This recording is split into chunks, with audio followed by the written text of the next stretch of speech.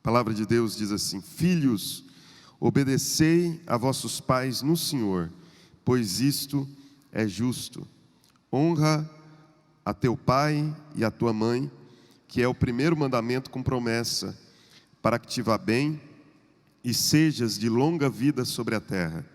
E vós, pais, não provoqueis vossos filhos a ira, mas criai-os na disciplina e na admoestação do Senhor. Amém. A carta aos Efésios é uma carta que sinaliza o estabelecimento de um novo tempo, de uma nova sociedade. Quando nós estudamos essa carta mais a fundo, nós observamos que uma nova sociedade, regida por uma nova cultura, por novos valores, está sendo anunciado por Paulo. É o reino de Deus. O reino de Deus vindo, anunciando novos valores, estabelecendo uma nova cultura. O governo de Deus se dá assim na terra. O governo de Deus, ele se estabelece na terra através de novos valores, através de uma nova cultura, através de uma nova vida naqueles que foram alcançados pelo poder do Evangelho. Esse texto é um texto, de alguma maneira, extremamente subversivo. Nós não observamos assim, muitas vezes nós não lemos assim o texto, porque desconhecemos um pouco do pano de fundo, e porque não temos esse cenário completo, muitas vezes o texto nos parece ser um texto comum. Mas não, esse texto é altamente subversivo. E eu explico por quê. Uma das coisas que o reino de Deus veio trazer é a valorização da pessoa, do ser humano, da dignidade de todo ser humano. O reino de Deus veio estabelecer esse valor na terra, entre outras coisas. E quando nós observamos esse texto, nós observamos um texto que nos fala sobre uma contracultura, no meio de uma cultura totalmente depravada, de uma cultura desviada desses valores. A situação da criança no Império Romano era uma situação indescritível. Quando nós olhamos a partir dos nossos óculos de uma sociedade como a nossa, nós olhamos para isso como absurdo, tudo aquilo que no Império Romano acontecia. O Evangelho vai anunciar uma nova perspectiva. A partir de Jesus é deixai vir a mim os pequeninos, porque deles é o reino. Quem receber uma criança tal como esta, a mim me recebe. Mas no Império Romano prevalecia uma cultura absolutamente distinta dessa, de crueldade. Sim, é exatamente essa palavra, crueldade. Uma total desvalorização da criança. Crianças não desejadas eram abandonadas, sem uma legislação que as protegesse. As fracas e deformadas podiam ser sacrificadas. E até mesmo crianças saudáveis e perfeitas, se consideradas um empecilho de qualquer natureza, podiam ser descartadas, como se fossem lixo, abandonadas como se não tivessem nenhum valor. Uma criança se tornava um empecilho nessa sociedade porque simplesmente inibia a promiscuidade sexual ou o divórcio fácil. E o Evangelho estabelecia uma contracultura agressiva e subversiva a essa realidade do império. A inclusão de um texto como esse nas Escrituras não é a inclusão de um texto qualquer, é a inclusão de uma nova cultura.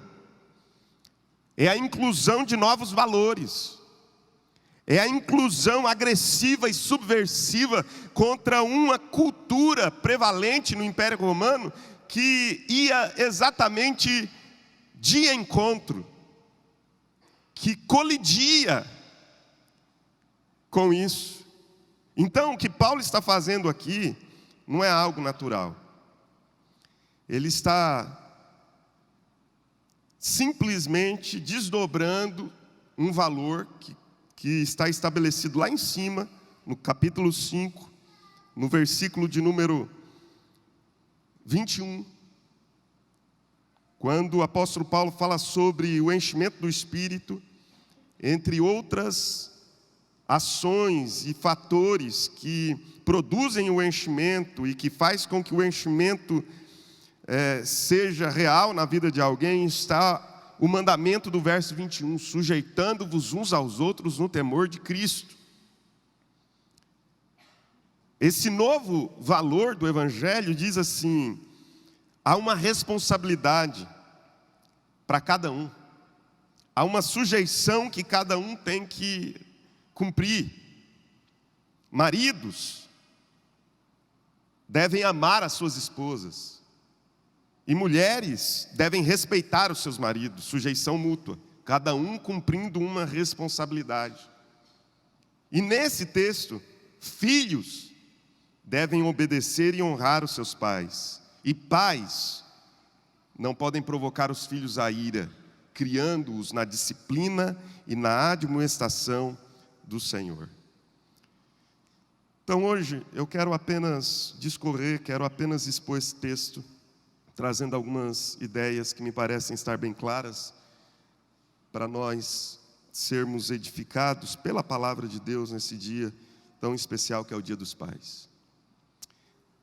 O verso 1 até o verso 3 nos fala sobre a sujeição dos filhos aos pais. Sujeição dos filhos aos pais. Esse texto está nos ensinando que a responsabilidade dos filhos reconhecer o papel de liderança concedido por Deus aos pais dentro do lar. Este reconhecimento envolve duas atitudes. A primeira atitude é a atitude de obediência.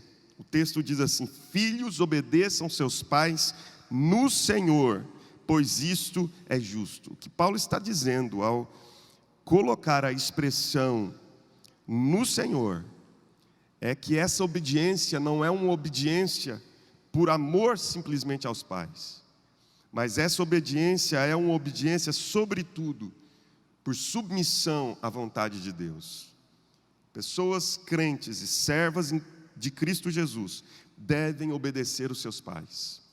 Mas meu pai não é um bom pai. Não é isso que a Bíblia está dizendo. A Bíblia está dizendo: obedeçam os vossos pais no Senhor, como uma atitude devocional, como uma liturgia de culto da vida diante de Deus, que está vendo todas as coisas. Obediência é acatar, submeter-se a uma autoridade. Obediência aos limites impostos tem a ver com proteção, não com caprichos que desmancham prazer.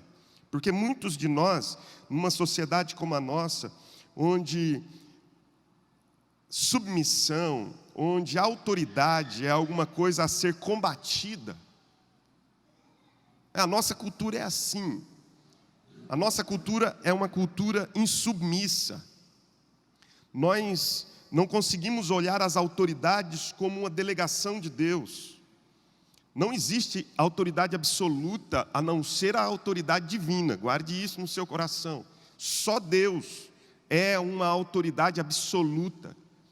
A Bíblia nos ensina que Cristo recebeu a autoridade no céu e na terra, a única autoridade absoluta.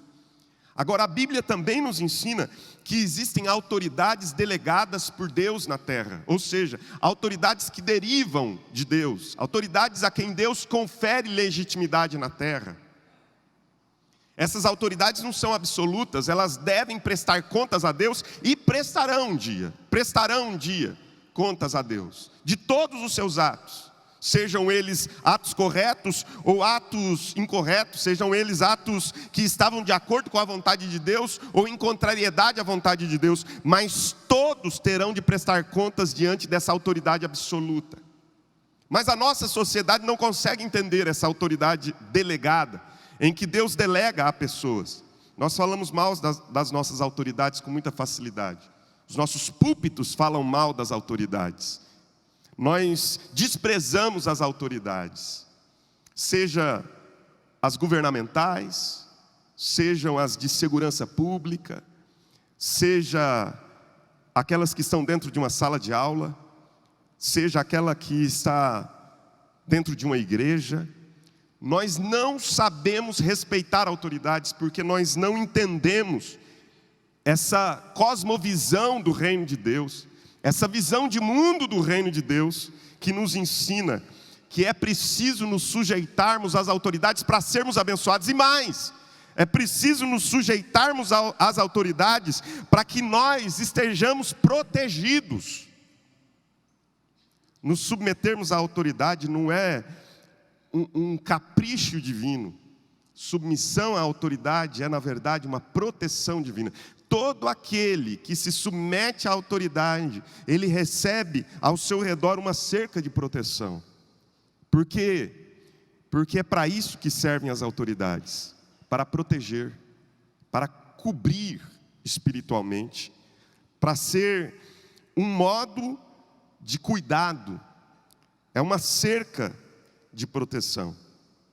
Diante desse ensinamento, nós podemos identificar um grave problema na forma como muitas vezes nós educamos nossos filhos na nossa sociedade. Eu tenho ouvido essa propaganda, esse ensino, e eu apenas estou ensinando a Bíblia, e não me importa se você concorda ou não comigo, mas esse ensino de que os pais devem ser iguais aos filhos, ou os filhos iguais aos pais, no sentido de que nós temos a mesma autoridade dentro de casa. E aí a gente ensina assim, olha, você precisa ser amigo do seu filho. Sim, você precisa ser amigo do seu filho, desde que você entenda que antes de amigo você é pai. Desde que você entenda que antes de amigo, que pode conversar todas as coisas, você tem sobre si uma responsabilidade e uma autoridade sobre ele. E ele também entenda isso. Irmãos, sim, que seu filho seja e veja em você o melhor amigo dele, mas que ele jamais deixe de perceber em você uma autoridade sobre ele. Uma autoridade sobre a vida dele. Agora, veja, eu estou falando sobre a sujeição dos filhos aos pais em primeiro lugar. Sendo assim, o resultado dessa facilidade que nós temos dentro da nossa sociedade, em que as autoridades podem ser rechaçadas, podem ser de maneira vexatória, anuladas, neutralizadas. Essa facilidade faz com que nós percamos uma proteção espiritual. A obediência, porém, ela tem um limite. Deixa eu explicar isso dentro do texto, porque me parece aqui que o texto está nos falando sobre duas ações. A primeira é que os filhos devem obedecer aos pais. E que tipo de filhos obedecem aos pais no Senhor? Aqueles que são crentes. Mas até quando? Até o momento em que esses filhos, filhas, estabelecem um novo lar. A partir do momento em que os nossos filhos, as nossas filhas, deixam a nossa casa para estabelecer um novo lar, eles agora deixam de estar numa posição de submissão à autoridade para se tornarem autoridade. Somente aqueles, por favor, fique comigo, eu não completei meu raciocínio. Somente aqueles que aprenderam a se submeter a uma autoridade podem exercer a autoridade de maneira eficaz. Então, deixará o homem, seu pai e sua mãe, suas autoridades, e unir-se-á à sua mulher, e tornará uma só carne com ela, estabelecerão um novo lar, uma nova casa. Agora eles saem da posição de submissão para se tornarem autoridade. Tá. E o que filhos que agora já estabeleceram o seu lar, e que agora já são autoridade de Deus, como pais, mães, sobre os filhos, devem aos seus pais? O que filhos que saem da sua casa porque agora estabelecem um novo lar e estão na posição de autoridade agora, devem aos seus pais. O texto continua no verso 2. Honra a teu pai e a tua mãe, que é o primeiro mandamento com promessa, para que te vá bem e sejas de longa vida sobre a terra. Esses filhos não devem mais uma obediência, no sentido de estarem protegidos por essa cerca, mas esses filhos deverão dívida para com os pais, pelo resto das suas vidas, de honra, não mais de obediência, porque muitos pais também não entendem isso. Eles querem ter ingerência dentro da casa dos filhos. Muitos pais também não entendem isso, que eles precisam liberar os seus filhos para exercer a autoridade que Deus lhes delegou dentro de uma nova casa, e querem ter ingerência. Eu me lembro de um ditado que diz assim, que quando você se casar, vá para um lugar em que a tua sogra, é piada de sogra, em que a tua sogra não vá nem de pijama, nem de mala e cuia. Às vezes você vai para tão longe que ela vai passar 1 mês, 2 meses. Às vezes você vai para tão perto que ela tem como ir de pijama.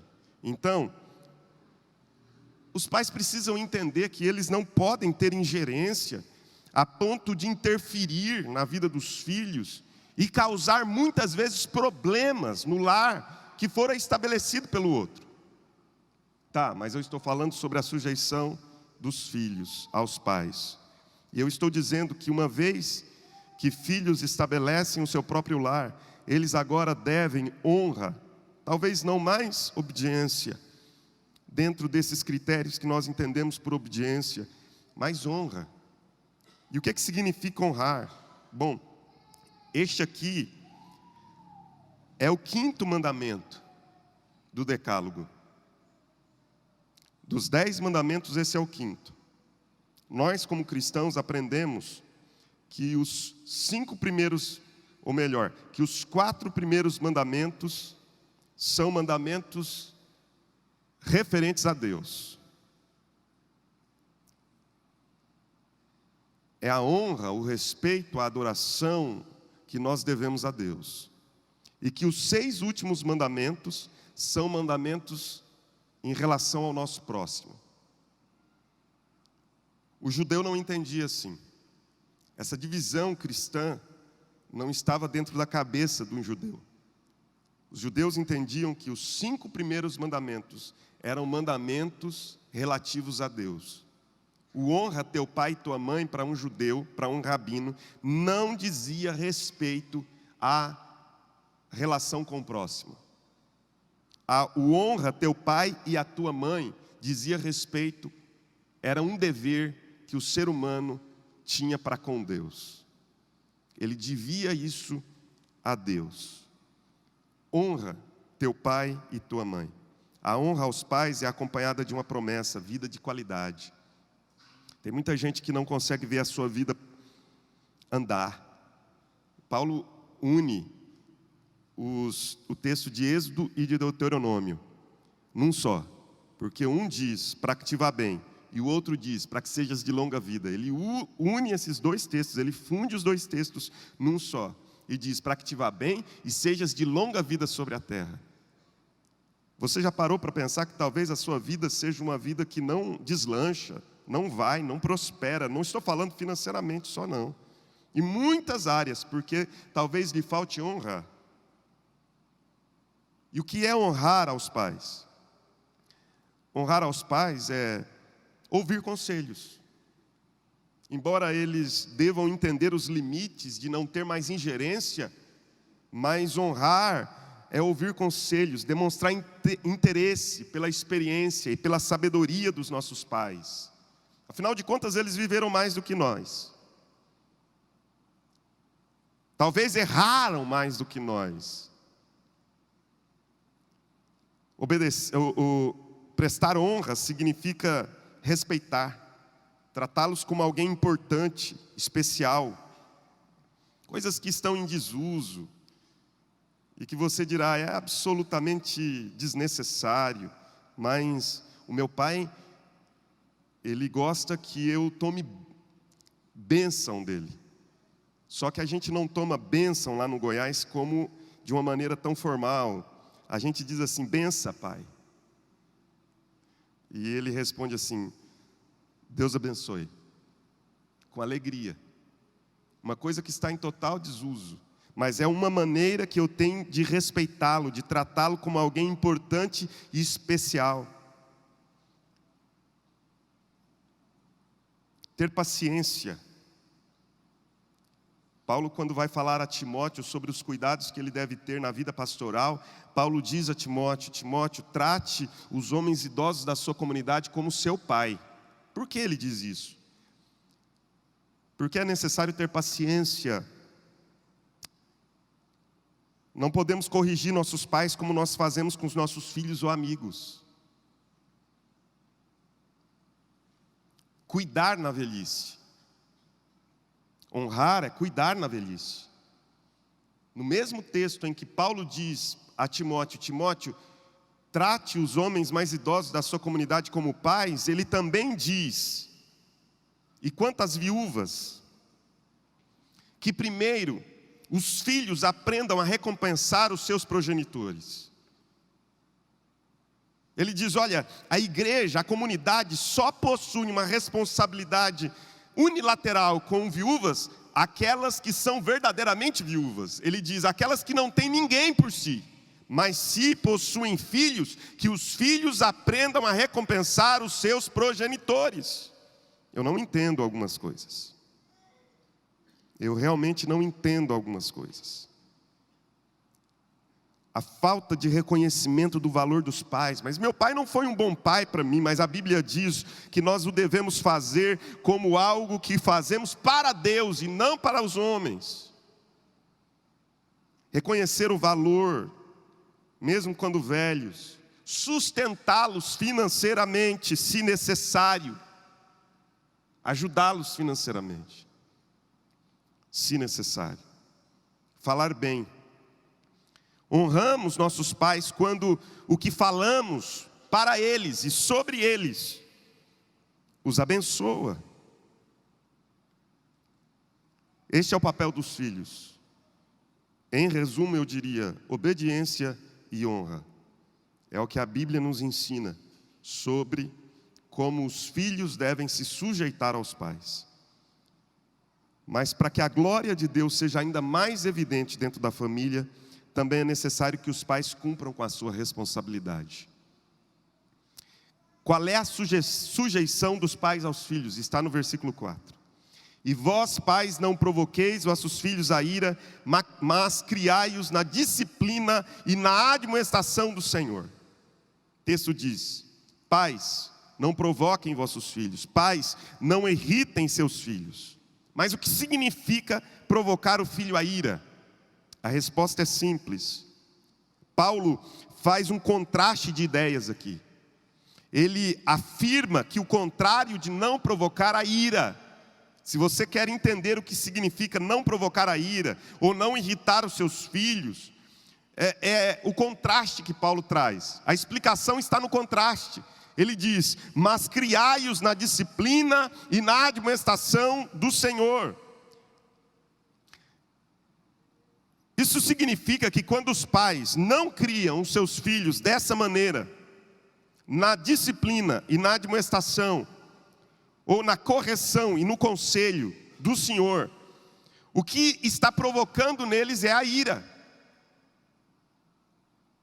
O que provoca a ira é não impor os limites que eles estão pedindo, mas abdicar-se desse dever, não impondo-os.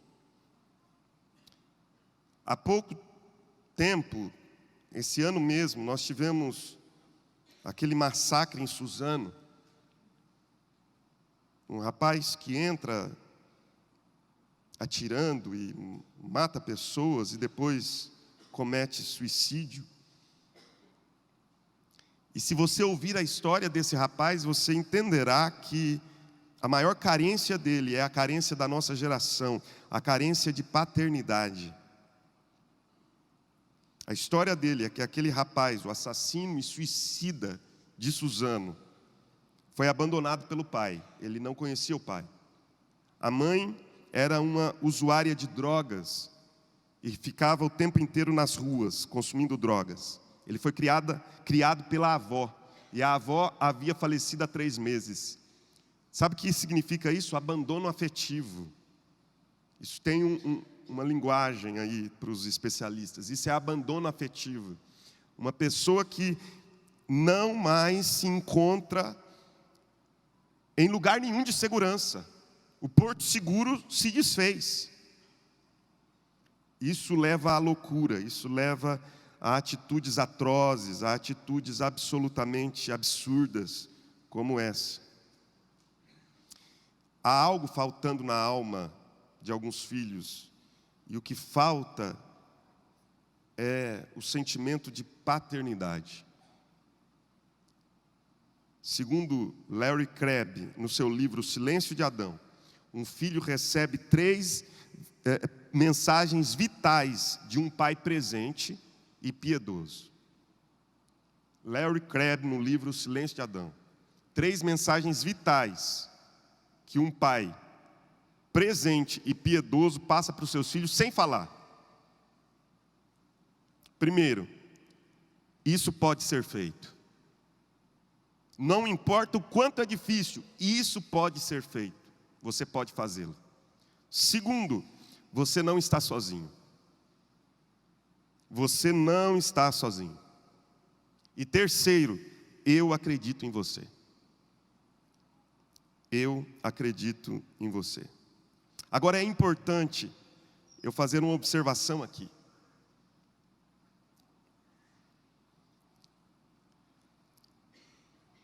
O termo usado para pais no versículo 1 é diferente do termo usado para pai no versículo 2 e pais no versículo 4.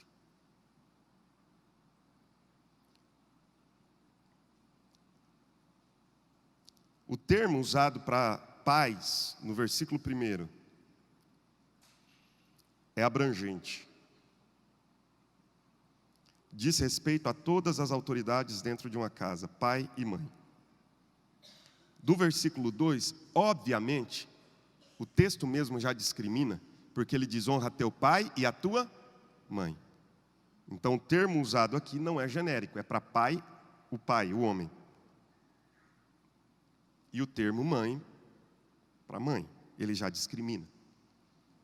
É interessante que no versículo 4, pode parecer e sugerir para nós que Paulo está usando o termo do versículo 1, termo abrangente. Mas não, ele está usando o termo no plural do versículo 2, pai enquanto homem.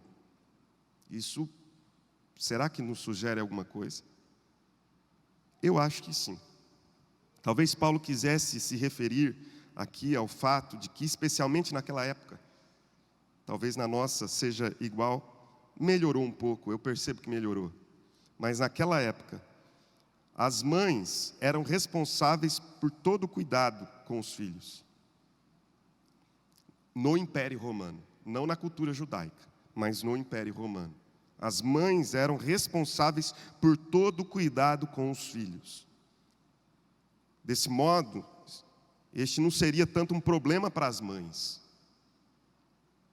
mas estaria mais ligado aos pais.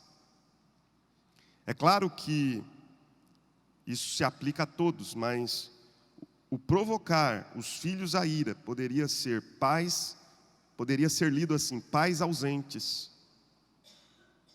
pais que não conseguem impor limites aos filhos pelo simples fato de que eles não participam dessa criação dos filhos. Pais que não sabem dar um conselho a partir das Escrituras pelo simples fato que nunca sentaram com seus filhos para lhes ensinar a palavra. Infelizmente, não são poucos os pais, também no nosso tempo, que pensam que a criação dos filhos é uma tarefa apenas para as mães. O papel de um pai, dizem, é trabalhar e sustentar a casa. Não é à toa que nós vemos famílias desestruturadas em nossos dias e filhos com esse profundo sentimento de abandono afetivo, de pais que existem, mas que não estão presentes. É possível produzir ira em nossos filhos quando nós não os criamos de acordo com aquilo que a palavra de Deus nos orienta a fazê-lo. Quando nós os sufocamos demais, não deixamos nossos filhos também criarem asas e voarem, não preparamos um ninho para que eles voem. Eu fico tão feliz quando eu vejo, você vai me achar cruel, mas eu fico feliz quando alguns falam: pastor, eu vou ter de estudar fora, vou ter de deixar o ministério aqui. Eu falo: oh, glória a Deus, agora vai. Invariavelmente algumas coisas boas começam a acontecer. Decidem casar. Decidem algumas coisas que estavam sendo sufocadas, por exemplo. Você provoca seu filho à ira quando você demonstra favoritismo. Na Bíblia, há isso claramente. A Bíblia diz que Jacó era o preferido da sua mãe e que Esaú era o preferido do seu pai. Esse favoritismo também provoca ira. Críticas excessivas, críticas ferrenhas. Mas como os pais cumprem essa responsabilidade? O texto bíblico nos responde com duas coisas essenciais: disciplina e conselho, ou admoestação. A palavra disciplina é a palavra paideia no grego, que significa treinar. Disciplina é discipular. Disciplina é um ato de amor que impõe limites para a preservação dos filhos. Conselho é a palavra notesia. A palavra conselho é traduzida em outras versões como admoestação. Traz a ideia de assertividade. Essa palavra é abrangente e inclui alguns significados. Significa advertir, alertar quanto aos riscos e perigos do mundo. Significa aconselhar. Não se trata do conselho do pai apenas, mas aqui é o conselho do Senhor através do pai. Orientar o filho de acordo com a Bíblia. Significa confrontar, mostrar aquilo que o filho está fazendo de errado. Para tudo isso, Deus nos deixou um instrumento perfeito, as Escrituras. O que você está transmitindo para as gerações futuras por meio dos seus filhos. O que você está transmitindo para as gerações futuras por meio dos seus filhos. Ontem, o Colégio Água Viva teve uma iniciativa única. Apenas um colégio com valores cristãos como o de Efésios poderia ter uma iniciativa dessa. E sofrer as críticas que sofre exatamente porque vai na contramão, vai estabelecendo uma contracultura do nosso tempo. E a iniciativa foi assistir o filme, os pais assistirem com os seus filhos e filhas o filme Rei Leão. Uma iniciativa belíssima. Eu não sei se era apenas uma sala. Aqui eu estava, a sala de cinema que eu estava, lotada. 2 salas, né? 2 salas absolutamente lotadas. Um motivo a mais para você repensar o lugar onde seu filho estuda. Um motivo a mais para você pensar que essa igreja, a sua igreja, a igreja que você é membro, te oportuniza condições de ter um ensino cristão para o seu filho. E aí você leva para lugares. Você está fazendo propaganda? Sim. Você leva para lugares onde a erotização das crianças é enorme. Depois fica reclamando que os filhos de 7 anos já está tendo atitudes de erotismo dentro de casa. Bom, deixe para lá. O fato é que há um determinado momento desse filme em que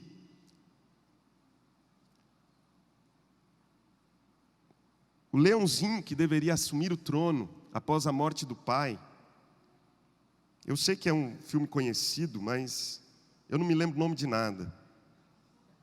Como é que chamava o leãozinho? Simba. Eu só estou com o meu nome de Juba. Eu ia falar, mas não é Juba. Falei, não é, não pode. É que eu estava pensando na Juba do leão também. E aí tem o Juba aqui, tudo estava fazendo uma confusão dentro da minha cabeça. Aí, o Simba deveria assumir o trono, mas por uma série de fatores, ele fugiu de casa e ele se sentia responsável, culpado pela morte do pai. Bem, até que aquele guruzinho lá, o macaquinho que é guru, não tem nome, esse não tem nome. Pelo menos não me lembro se falaram o nome do macaquinho. Consegue levá-lo até um lago e ele vê refletida a imagem dele no lago. Quando ele vê refletida a imagem dele no lago, o macaquinho diz para ele, antes o macaquinho diz, olha, eu vou te levar para você ver seu pai. Ele diz, mas meu pai morreu. Não, seu pai está vivo, seu pai está vivo. E ele se sente interessado e se sente atraído por aquelas palavras, e ele leva aquele leão até um espelho d'água, e quando o leão vê a sua imagem refletida, o macaquinho diz, aí está, como é que chamava o leão mais? Mufasa. Aí eu só estou lembrando de Mustafá, olha aí. Eu não posso falar os nomes. Ele diz, olha aí o seu pai, Mufasa. E ele olha e vê de fato a imagem do pai refletida, era a imagem de um leão. Até que ele entende que, na verdade, ele estava carregando a imagem do seu pai. Pais, o seu legado aos filhos é o teu exemplo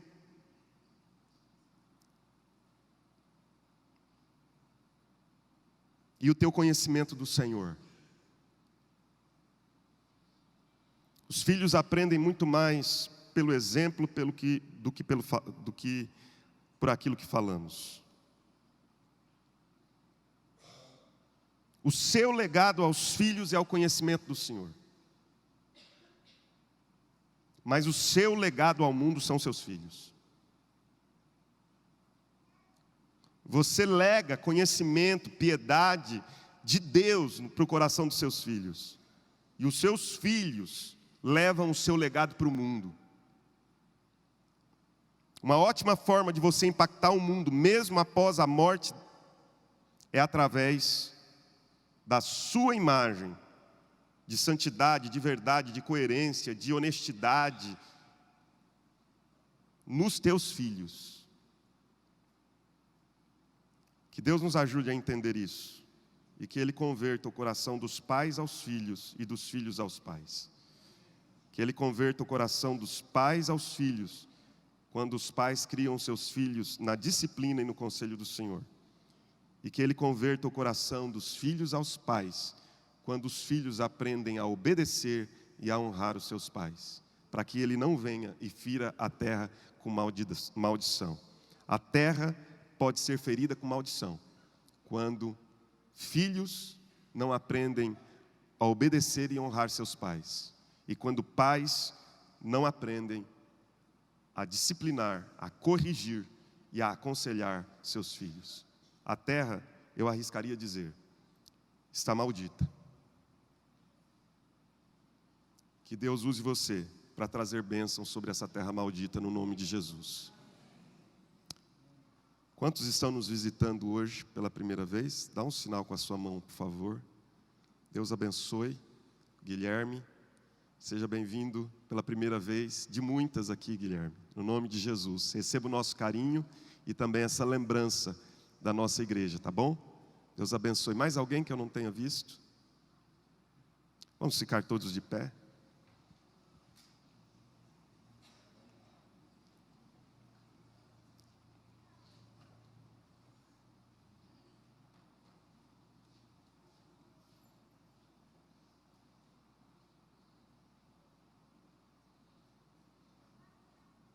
Senhor, nós entregamos esse culto da manhã nas Tuas santas mãos e pedimos que o Senhor nos ajude a entender a Tua palavra, que apenas foi lida e exposta, que em nome de Jesus, nós carreguemos esses ensinos para fora daqui. Que esses ensinos não tragam sobre nós uma carga insuportável, pelo contrário, tragam sobre nós alívio, mas também direção, se necessário correção, arrependimento. Mas todas as vezes que o Senhor nos corrige é para que nós vejamos, ó Deus, que há algo de bom para acontecer no futuro. O Senhor não nos corrige para nos maltratar, o Senhor corrige-nos para nos abençoar. Eu peço, ó Deus, que o Senhor cuide de cada um dos pais que aqui estão. Eu peço que o Senhor cuide dos nossos pais que não estão aqui, que eles sejam protegidos, guardados e sustentados pela Tua mão poderosa, graciosa, misericordiosa. Ó Deus, em nome de Jesus, eu coloco tudo isso nas Tuas santas mãos agora. Eu peço que esse dia seja um dia, Senhor, alegre nos lares, nas casas. Eu peço que esse dia seja um dia, ó Deus, feliz, que quando os filhos se encontrarem com os pais com os filhos, ou quando aquele que já não tem mais o seu pai, se lembrar dele, as memórias sejam alegres, não memórias amargas. Que, ó Deus, o Senhor possa estender as Tuas mãos para fazer algo especial nesse dia, para fazer algo especial nesse momento agora de almoço, que todos possam, Senhor, usufruir, sobretudo, da presença do Senhor, nos lares, nas casas, nas famílias. É o que eu te peço, Senhor, no nome de Jesus. E que o Senhor te abençoe, te guarde, que o Senhor levante o rosto sobre ti e te dê a paz, que o Senhor faça resplandecer sobre ti o rosto e tenha misericórdia de ti. E que a graça do Senhor Jesus Cristo, o amor de Deus, o nosso Pai, a comunhão, o consolo, a unção, os dons e o fruto do Espírito sejam e permaneçam sobre a vida de cada um, agora e para sempre. Amém e amém.